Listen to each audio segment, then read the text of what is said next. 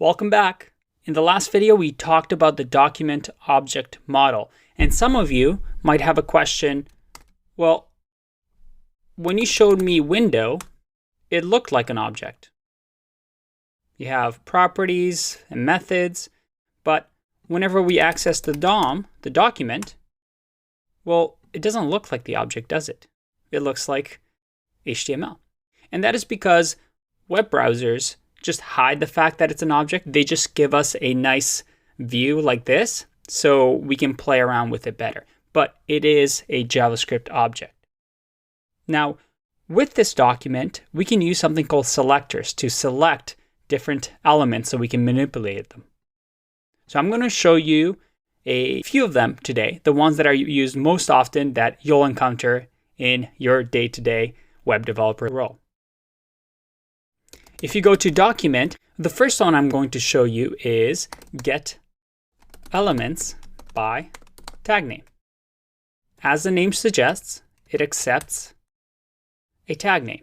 In our case, if we look at our index.html file, well, I've created for you a shopping list.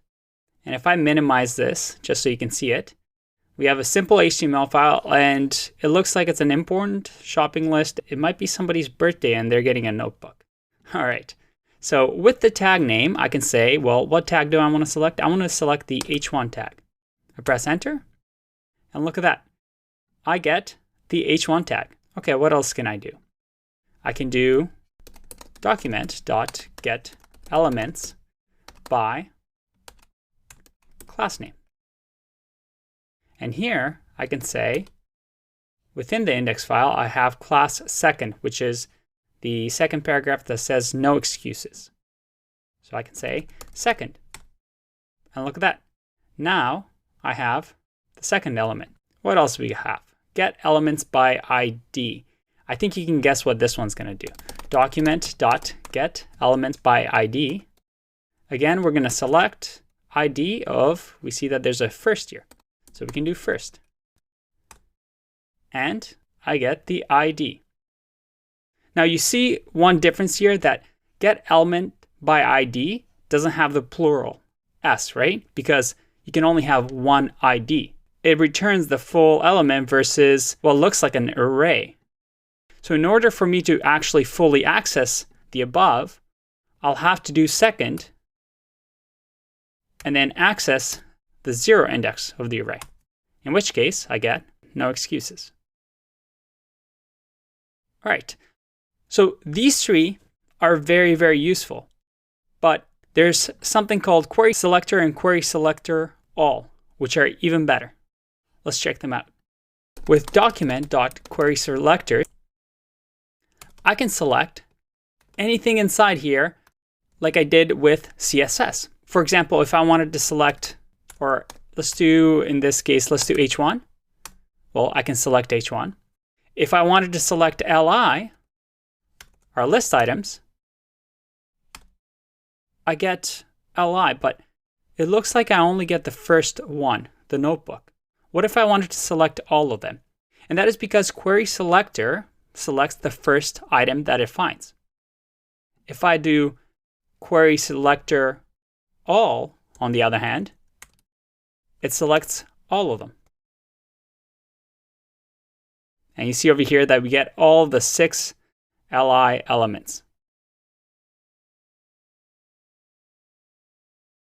Just to show you that it works with any CSS selectors, if I do LI and H1, well, I get the H1 and all the LIs as well. So it's very, very useful. The one caveat, as you know by now, is that whenever a new feature is introduced, we got to wait for all the browsers to implement it. So let's check Can I Use to see if query selector is in good standing. All right, it looks like all the browsers have implemented it, which is good. Let's check query selector all. All right, we get the go ahead. Everything's green. That's good. I want you to get used to that practice of making sure that whatever methods or properties you use, both for HTML, CSS, and JavaScript, everything is working in the browsers. So I recommend that you use these two to do your selection because it's exactly like CSS. They're more powerful than the first three. But you will encounter these three every once in a while with the older code bases. Okay, what else can we do? We can see that we have get attribute and set attribute. Let's check it out. As the name suggests, if I do document get attribute, well, we see that there's nothing on the get attribute, is there? Because you need to select an element in order to get its attribute. Let me explain. So if I wanted to get the random 23 number from the first LI, well, I would first have to select it. We can use something like query selector. And since it'll select the first one, I can say li, and I get it. But remember, we have to store it somewhere. So I could either give it to a variable and store it somewhere, or I can just directly say get attribute random. So we'll say I'll select the li, and from there I'm going to get whatever attribute that is called random. And then I get 23. So get attribute can be anything. You can picture an image tag that has width and height, and you want to grab maybe the width and height to see what values they have. Well, you can do it with that. You can also set the attribute. So if I press up and I get the last command, I can now change get attribute to set attribute to now say random, which is the attribute that we want to grab and what we want to change it to. We can say we want to change it to 1000. Close the bracket, and I get undefined. But now if I select the query selector, the first li, I see that random has now been changed to 1000. Now you might be thinking to yourself, with this, can I add a class to maybe have a new style and change some CSS? Well, you absolutely can. That's one of the cool things with having the DOM is that you can change anything in your web browser. So let's try a few of those. You can use get attribute or set attribute, but I want to show you the more common way of doing this. The first way of changing your style is simply using the style tag. So for example, if I wanted to say query selector, if I want to say document.query selector and we'll select the h1 tag, this h1 tag also has a style property, and all elements on the web page have a style property. And here is a whole bunch of stuff that we don't need to worry about. But what we can do is say style and then dot. We want to access a property on the style, which is, well, our CSS style. So we know that we can have background. So background, we can say equals, what should we say? We'll say background equals yellow. But it has to be a string, right? So yellow, string, press enter. Look at that. We just changed our background. And you can do styles like this and change all of your styles. But there's one issue here. The issue is separation of concerns.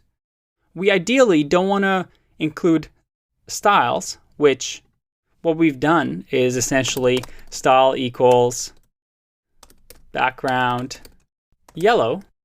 It's the exact same thing that we've done. So if I refresh here, you'll see that even though I haven't changed anything, I still have the yellow background.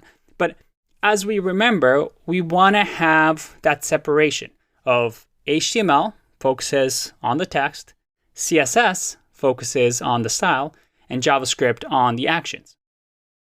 So what's a better way for us to change styles other than style.property? Well, we have a few things that we can use. So let's start off with class name and class list. And I actually have a pretty cool style called cool title. So let's check that out.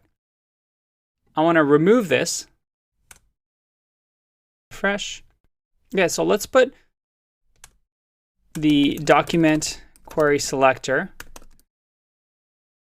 h1 in a variable so we don't have to keep doing this. So I'm going to say variable h1 equals, there you go. So now we have h1. We can say h1 dot class name equals, and we'll add cool title. Let's see what happens. Whoa, that's pretty cool, right? In case you're wondering how I did this, well, I just used this CSS, and the way that I found it is I looked at this CodePen. So if you search codepen.io, you can find a ton of cool things that people have built with CSS. And you can see that this was done by Rafael Castro. I just used his cool CSS for my h1 tag. And there you go. So I've added a new class to my h1. If I select my h1, you see that I have a class, cool title. Very nice. There's actually another thing we can do. We can do class list. So let's say that I wanted to add a class to li. We'll say document.querySelector.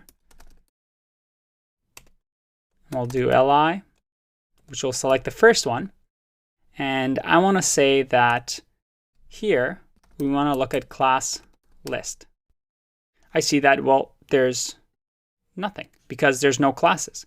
But if I add a class here, and let's do bold, red, and we don't need that comma. So now we have two class items.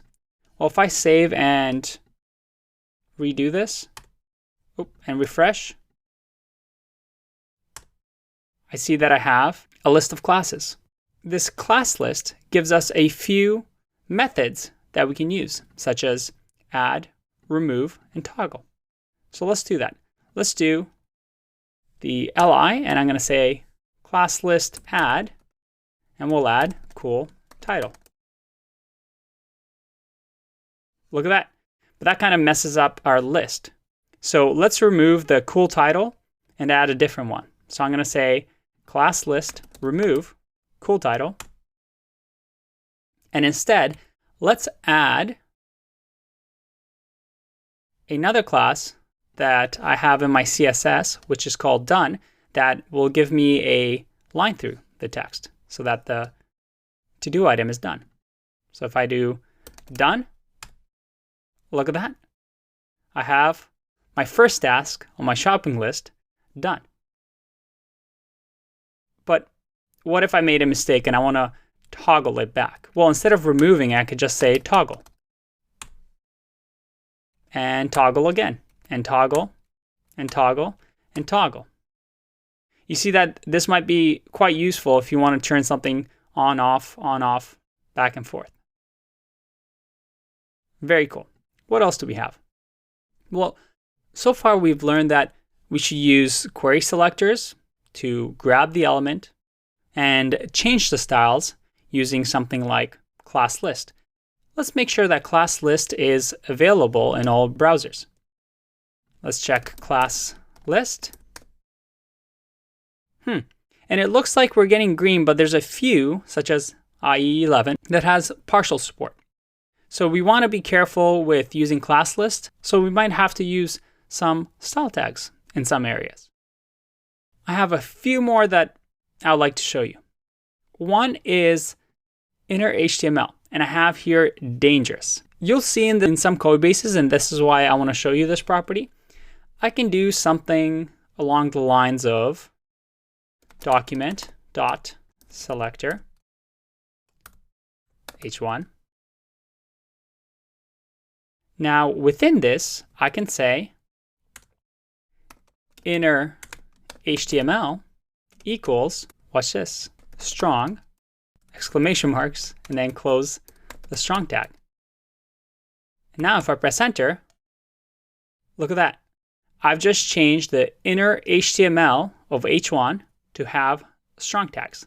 Let's double check what h1 looks like now. h1 has strong tags with exclamation marks. All right, let's go back. We can also access something called parent element and children. So let's check that out. If I want to select Jello document dot query selector all li will select Jello, which is the second in the array, so that means 1, and I have Jello. So now I can say dot parent element, and I get the unordered list. And if I do the parent element of the parent element, I get the body. So I have Jello, I get the parent, which is the UL, and the parent of parent, which is the body. I can also do children.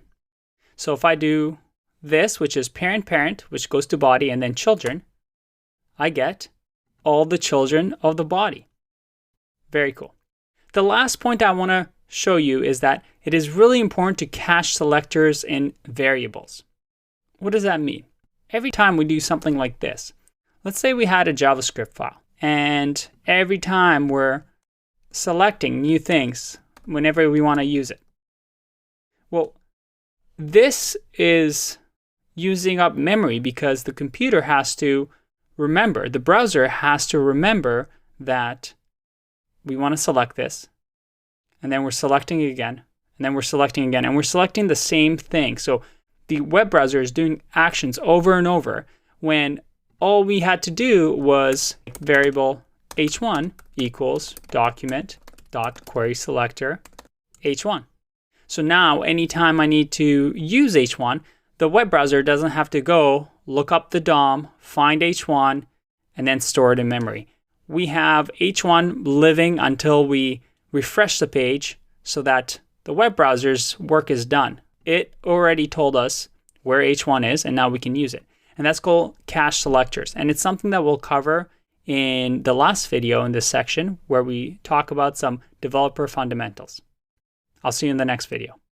Bye-bye.